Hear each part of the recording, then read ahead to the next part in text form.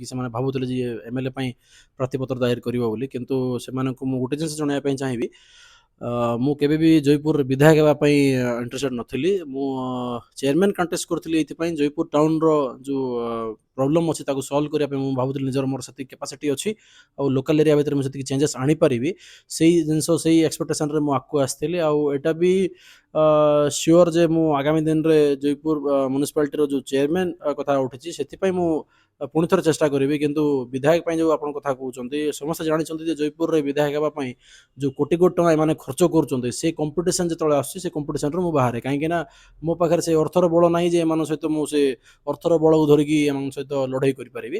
ତ ସେଇଥିପାଇଁ ମୁଁ ହଁ, ଯଦି ଫ୍ୟୁଚରରେ ଲୋକ ଯଦି ଚାହିଁବେ ଯେ ହଁ ଇଏ ମାନେ ଆଗକୁ ଆସିଲେ ଆମେ କୋଅପରେଟ୍ କରିବୁ କିମ୍ବା ସପୋର୍ଟ କରିବୁ, ଯଦି ସେମାନେ କିଛି ଭଲ ଜିନିଷ ଦେଖିବା ପାଇଁ ଚାହୁଁଛନ୍ତି, ଭଲ କାମ ଦେଖିବା ପାଇଁ ଚାହୁଁଛନ୍ତି, ଡେଭଲପମେଣ୍ଟ ଦେଖିବା ପାଇଁ ଚାହୁଁଛନ୍ତି, ତାହେଲେ ମୁଁ 100% ସେ ଡେଭଲପମେଣ୍ଟ ତାଙ୍କ ପାଇଁ ମୁଁ କରିକି ଦେଖାଇ ପାରିବି, ସେତିକି ତାଙ୍କୁ ମୁଁ ମାନେ ଏସୁରାନ୍ସ ଦେଇପାରିବି।